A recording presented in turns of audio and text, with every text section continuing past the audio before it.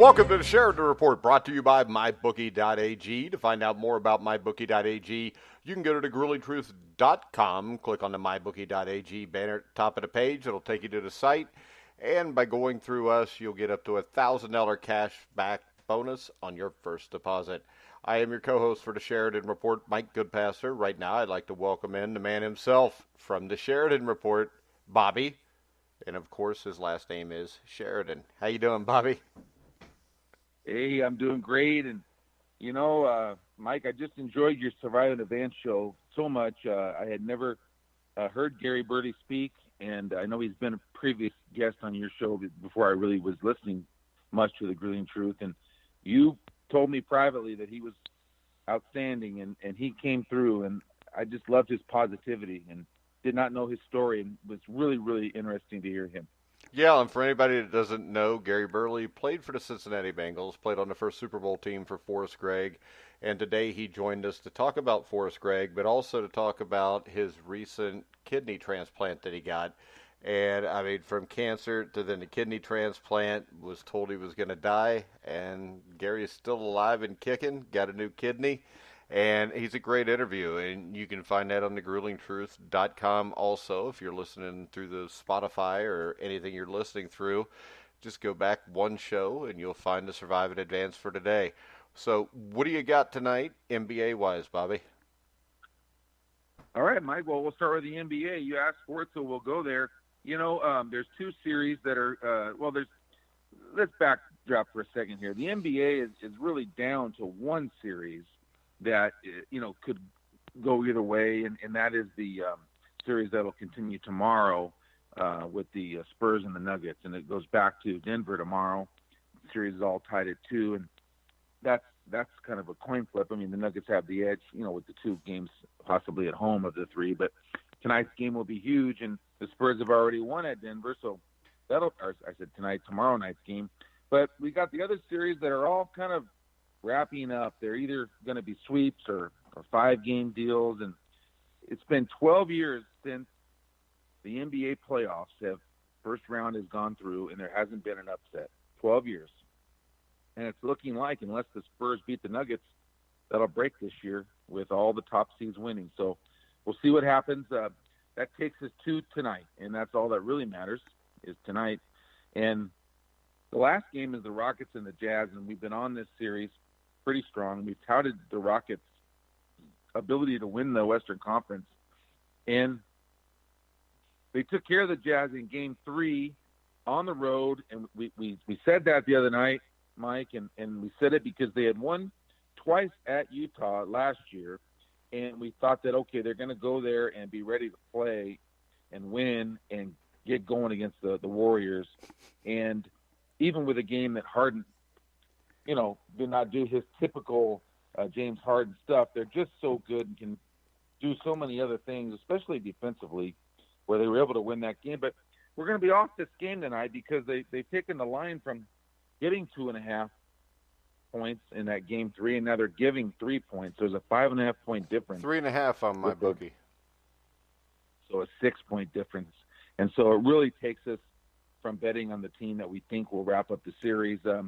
Utah could get one tonight. Any team at home that gets hot with a 3-ball or things can take a game. I mean, they're not going to win this series, of course, but we're going to lay off that. But it does put us on a series where we haven't even talked one thing about. And that's the game tonight. I think Detroit has a shot in this game. When I say has a shot, probably not to win, but definitely has a shot to cover the 13. And here's why. If you're Milwaukee and you're the number 1 seed, and they really are the number 1 seed, them and Toronto are the best 2 teams that I've seen in the East, with Philadelphia being kind of a wild card. Boston still has a lot to prove. But the Bucks, when you go into Game 3 up 2-0 on 2 blowouts and you're a championship team, you're not letting down in Game 3. Not when you're going on the road, and not when Detroit's picking up their best player. Blake Griffin returned to action during Game 3 and gave them solid minutes. He was only a -3 on the plus-minus. So when he was on the court, the Pistons were only outscored by 3 points. And Detroit did get some fortune in Game 3 with Antetokounmpo with some foul trouble, but the bottom line is the Bucks' motivation was going to be there for Game 3. Game 4, I'm not so sure.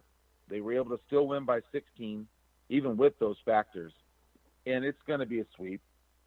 And I think we got two ways we can cover this with the Pistons. You can do it the Clippers way from yesterday, where they really stayed within 13 points the whole way with Golden State, the entire way, and would have been very unlucky not to cover. Or you can do it the way, like, let's say the Bucks are up by 16 with 4 minutes left and win the game by 8. You know, Detroit has won 2 of the first 3 games, the fourth quarters. So they can win the fourth quarter by 8 tonight and only lose by 8. That could happen. So let's take a shot with the Pistons plus 13 tonight over the Bucks. All right, Bobby, you want to go to Major League Baseball next? Well, let's hit hockey. Mike, do you mind talking a little bit about hockey tonight and kind of how your feelings are? There's 2 games tonight. Yeah, I don't mind talking about the hockey. Where do you want to start off? Because Washington, Carolina isn't interesting to me. On MyBookie, it's even. I think the Caps dominated the Hurricanes in Game 5. The Hurricanes still have some injury issues, I believe. So when I look at this, Carolina's home ice advantage is a huge deal here. But I think Washington is the better team, and I think the Capitals may end this tonight. Well, you know, they just came off of a big win that you were all over in Game 5, and now here Game 6. And you talked about the injuries, and that line open, Carolina was like minus 125 something, and I've seen it get down as low as, like you said, around even. So I think the Capitals are getting the money. Yeah. Now, can they get the win? Sure looks that way. You got to get the win. That's yeah. right. You got to get the win. Yeah, and I think the home ice advantage is huge here because the goalie for the Canes has played much better at home than he has on the road. Defensively, I think they performed much better also. So when you look at that, but in the end, I think the Capitals are just a better team. They got Braden Holtby in goal. I think they're going to take this game tonight, which then brings us to the next game, which is the Nashville Predators against the Dallas Stars. And when I look at this, I mean, I think this has been a series kind of like what I thought it would be, which is I think the Predators have some problems in goal. And when you look at that, you know, that's usually going to end up biting your ass. That's like a baseball team going into a 7-game series, and they don't have much pitching. And when you look at this, Dallas is at home. They have the advantage with the goalie. I think Dallas finishes off the upset and wins this series tonight. I like that pick, Mike. And yeah, it's an upset with 4 beating 1, but Dallas is a pretty good favorite in this game, minus 135, something like that. Is that what you're showing? Minus 140, actually. I just think that the better value may be with Nashville, but I think Dallas is going to win the game tonight. All right, well, let's do something like this, Mike. Let's take your 2 hockey picks, and let's hook it up with my Pistons pick and run a parlay, and that thing pays about 5.5 to 1. Yeah, that's not a bad payoff. So let's do something like that. Let's do the Pistons at home plus the 13, and we'll take the 2 hockeys that you just gave out, which was the home team Stars and then the road team Capitals, right? Let's see if we can score that one for the Grueling Truth listeners. All right. What do we got baseball-wise tonight? All right. Well, let's go to baseball. That's where I'm most excited about for tonight's action. And we got 3 plays. I added a play to the 2 plays that were on my report overnight. And the 2 plays on my report overnight I'll finish with, and those are both 7 o'clock late night starts, 10 o'clock on the East. For those of you who like to watch that late night West Coast baseball, you got 2 good ones to watch tonight. And then I added a game that we were waiting a line on, and that was the game I'm going to talk about now, 4 o'clock start, 7 Eastern. And that's the Kansas City Royals going to Tampa Bay. Tampa Bay come off a very interesting series with Boston.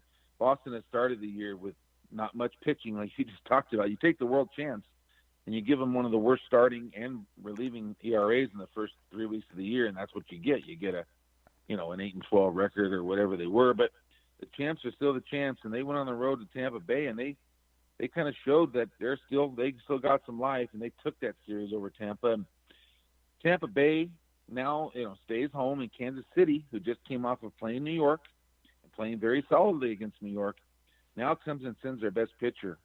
at Tampa Bay, and I really like the price here. They're getting $1.47 with Brad Keller, who was a Rookie of the Year candidate. We've talked about him. Who's got a very good breaking ball, good fastball, good competitor. He's going to give them a shot tonight. That's kind of a weird ballpark, and I don't really like, really playing games that are taking place in that ballpark. But I like the price here. I think Kansas City, sneaky offense. They've got a couple guys swinging the bats pretty well for them, and I think they can definitely win. We talk about each game being 2 games. Well, meaning the starting pitching matchup and then the bullpen matchup. And I definitely feel like Kansas City at plus 147 has a big edge the first 5-6 innings of this game. So let's see if we can build a lead in this first 5-6 innings and if we can hold it. So I like Kansas City as my first play, and that was a late ad. And then, Mike, we go to what'll be the bread and butter of the night. It'll be a parlay that we're going to run between these 2 teams, and we're going to bet them both straight. And these are the 2 games I like the most on the betting card today for straight bets, and that is first the Angels and then the Texas Rangers. And the Angels over the Yankees at 707. And, the Yankees are struggling with an offense that doesn't resemble the Bronx Bombers. They've just had a ton of injuries and a ton of problems. And if you look at their lineup, it's nothing like what it was supposed to look like. So we know that there's a dip there in offensively. But if you look at the pitching, too, they've really struggled. They're sending a guy in the mound tonight that they re-signed over the offseason. He came to them last year in the late season for a push, a left-hander named J.A. Happ, and he went 7-0. But this is not the J.A. Happ that went 7-0. He's 0-2 with an over 6 ERA, not performing well. And they're going to travel all the way across the coast from New York to Los Angeles for this game tonight to Anaheim, California.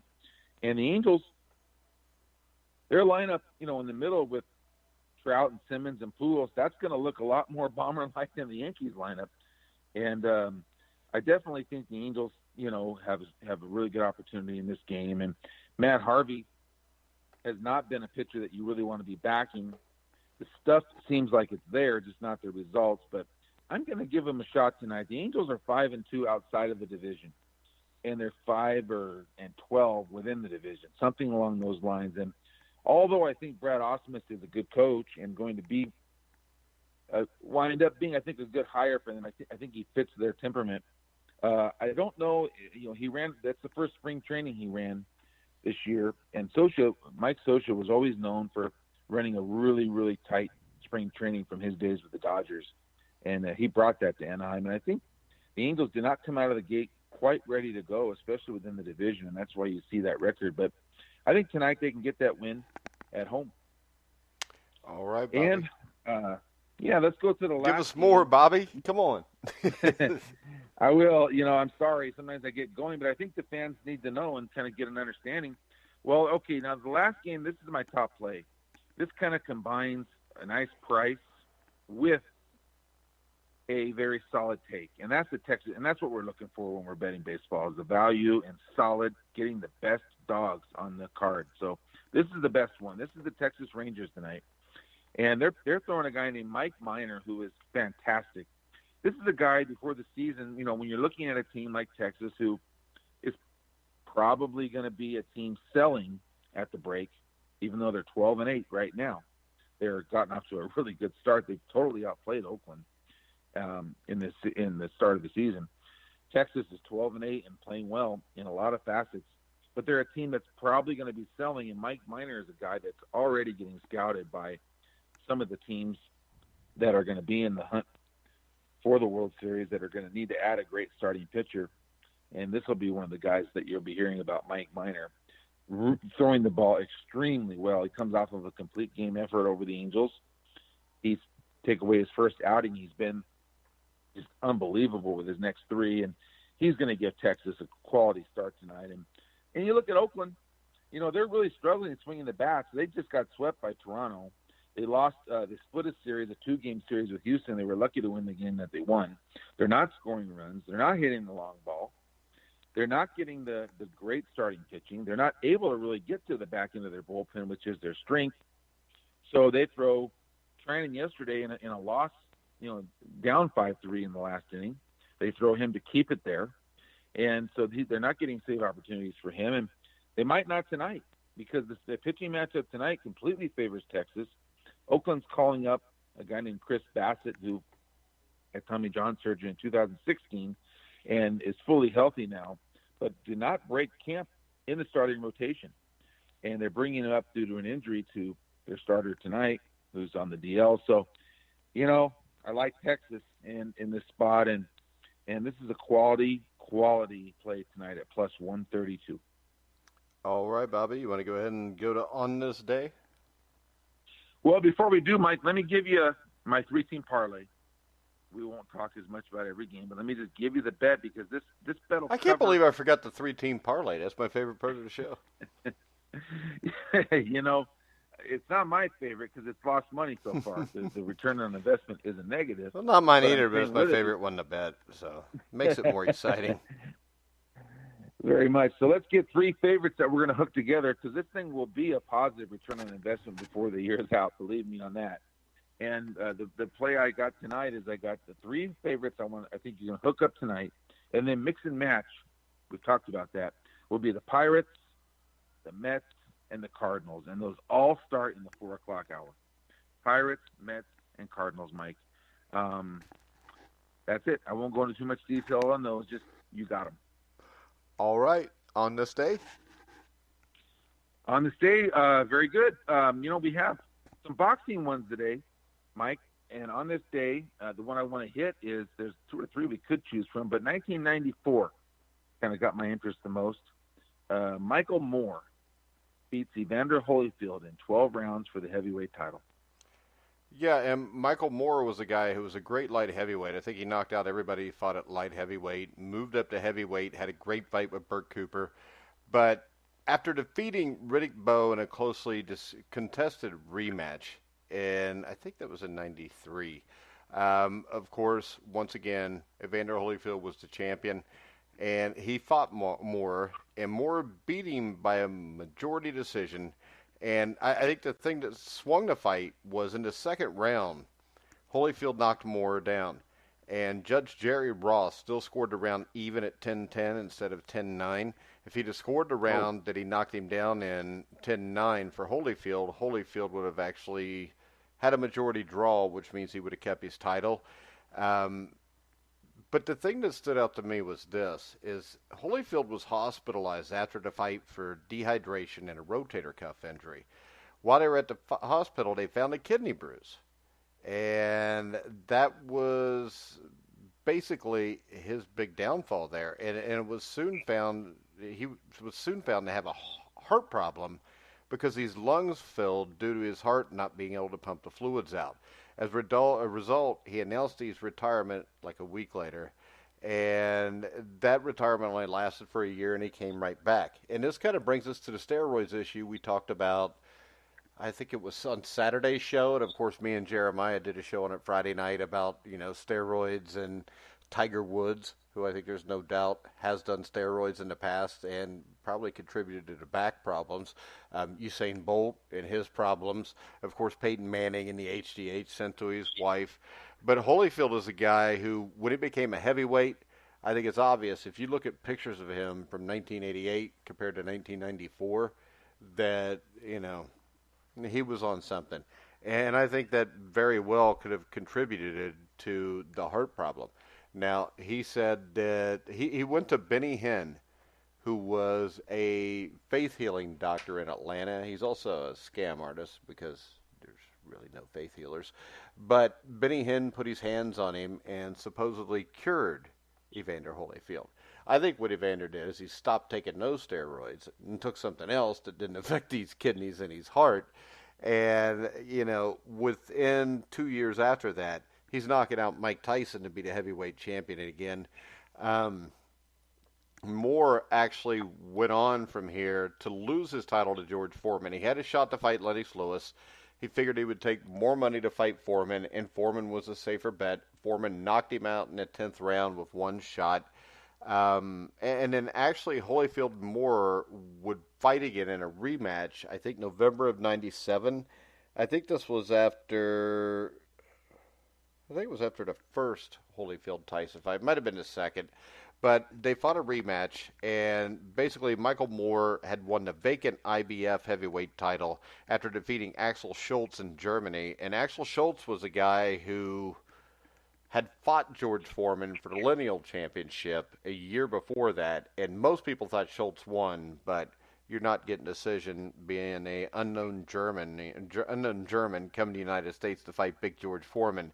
And Holyfield the second time would end up knocking Moore down like 5 times, stopped him there. But yeah, the thing that was huge here, the big story here is the faith healer Benny Hinn, quote unquote, healing Evander Holyfield's heart problems. So Evander went on to, claim that God had healed him and that Benny Hinn had healed him. But the other thing is this: I love Evander Holyfield, but you're not going to find a much bigger hypocrite, since this was a guy that always came out to Christian music, always talked about God, but still had 9 kids from 9 different women. Well, yeah, I mean, I like him too, Mike, but you're not going to escape those type of character things, and you can't escape 9 kids from 9 different women, Bobby. Could you imagine that? I got 3 kids by 1 woman. That's expensive enough. You throw in 9 by 9, and then all the headaches 9 women can bring. And plus, he's making so much money, he was paying out the ass for every one of those kids. Condoms are not that expensive. No, they're not. But he needed the steroids to build himself up to be a heavyweight, because he was not that big of a man. I don't know that he needed him. I mean, I think he was like 6'2", 190-pound cruiserweight, and he probably could have pulled this off as a 6'2", 205-pound heavyweight or two, because he was a great fighter. But the steroids, there's no doubt. I mean, the Haney guy, the people he was hanging out with, there's no doubt that he was using steroids. But once again, people will turn their heads the other way when it is somebody like Holyfield that everybody likes, or somebody like Tiger Woods or Peyton Manning. We don't want to see that in them. The perfect example in boxing is Canelo Alvarez. He cheated last year. He got caught. They suspended him for 6 months and let him come back and fight. Jarrell Miller is a big, fat, sloppy dude who was supposed to fight Anthony Joshua for the title. It will probably take him a couple years to get back to where he was. But when you watch guys like Canelo Alvarez just get a slap on the wrist to continue, or Tiger Woods, a guy who they just ignored his associations and the sight of his body from a couple years from 2004 to 2008, which caused a back injury. But when you ignore that and let those people get away with it, everybody else sees it and says, well, hell, I got to do this to compete with them. Nothing really bad happened to them. But if you're the wrong person and this happens to you and you're not the golden child of the NFL or the PGA Tour, you get hammered on it. Or unless you can take the real good stuff and get the exact way to take it, and the things you take to make sure it gets masked, you can get popped for that. Well, if they would actually... See, that's the problem here. Because, like in the boxing one, Jarrell Miller, VADA does the testing most of the time for this. And VADA actually, when they contract to be the steroid tester for a certain fight, a lot of times the promoters will say you can only test for these certain steroids. So if you're only tested for these certain steroids and Jarrell Miller's taking them and Anthony Joshua's not, yeah, it really makes sense when you see that Anthony Joshua's promoting team with Eddie Hearn are the ones that are setting up exactly what you're tested for. So they're not going to have their guy tested for what they know he's taking. And in the end, that's the same thing that happens here. I mean, with boxers, you know when you're going to be tested. So Evander Holyfield, cycle off of it a few months before the fight. Because in the end, what people don't realize is when you take this stuff, it stays, a lot of this stuff anymore stays in your body for the rest of your life. So if Tiger Woods had an advantage then, he still does now because he's got something in him somebody else doesn't. And when you look at the amount of PGA Tour pros who in 2010, thought that he was taking it, it leaves a lot to be, desired when you're trying to make this seem like a great sports moment. Because the same people that will talk about Tiger Woods' great sports moment will then immediately say Barry Bonds doesn't belong in the Hall of Fame or Roger Clemens doesn't belong in the Hall of Fame. But you know what? People don't like Bonds and Clemens. People like Tiger Woods. Right, Mike, and that's the hypocrisy of the whole thing. Yeah. So, and this is the thing. I keep typing up, like Tiger Woods PED use and stuff, and there's no recent articles, and there's definitely no articles written in the last 2 weeks about it. Oh, there won't be. No. He's got all those guys in his pocket. Yeah. They all love him. They all like him. They're not going to badmouth him, but it's there. No doubt about it. It's there. And some guy, look at Peyton Manning. Nobody likes Peyton Manning more than me, and I'm sure you and I hate Peyton Manning, but go ahead. I think Peyton Manning is one of the biggest scumbags that ever lived. I mean, if you go back and you look up the amount of money he paid the Tennessee trainer after he set his balls on her face, I mean, he's not a good dude. And the HGH thing with Peyton Manning, there's no doubt it happened. There was no reason why his wife would have boxes of HGH sent to him. And this is the thing.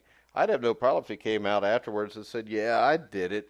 He said, I wanted to play again. I wanted to be healthy. And that's what he was doing with that. I've got no problem with that. But when everybody acts like, he's a saint, he's not a saint. Tom Brady's a saint. Tom Brady wins championships. And Tom Brady has never been busted for HGH. Now, maybe he's done it before, but at least he wasn't stupid enough to have it sent to his own freaking house. I'm with you, Mike.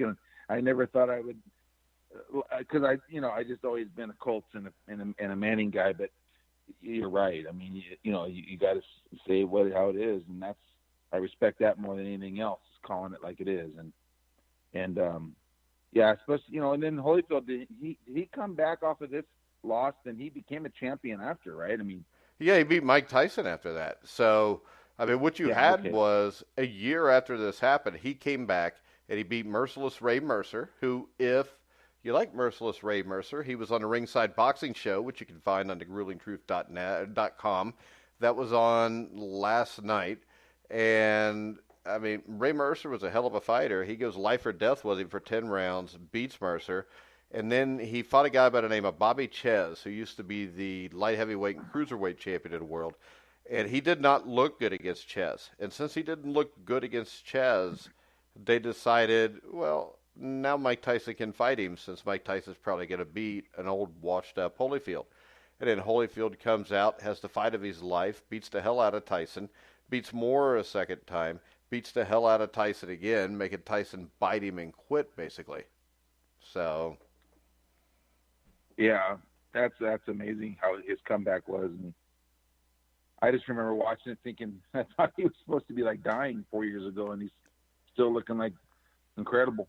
Yeah, I mean, it's the magic of modern medicine. Yes.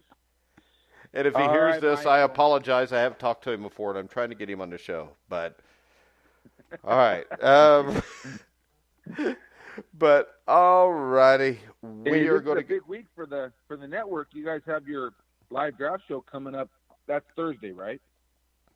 Yes, Thursday night at 6:45, and it looks like tomorrow we will have draft talk on Survive in Advance. We're going to have some draft talk on Survive in Advance now through Friday, so Risley's going to have to stop watching The Young and Restless and watch some NFL draft stuff at some point so we can do the shows. And I know you're probably listening, Steve, so start doing it now.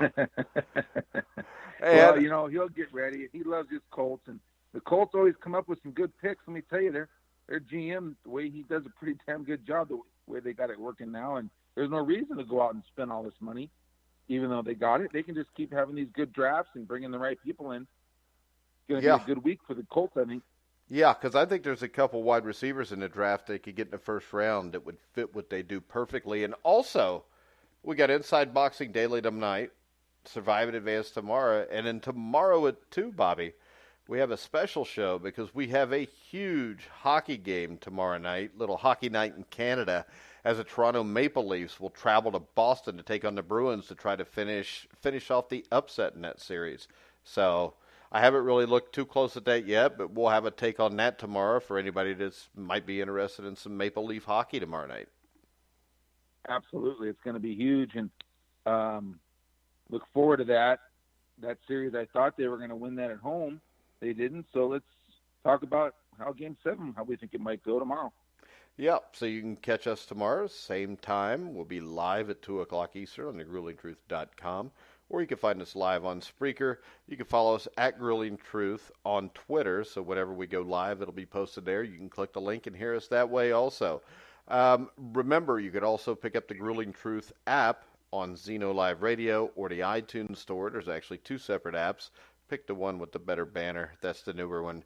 And make sure you check that out, like and comment anything we do on there.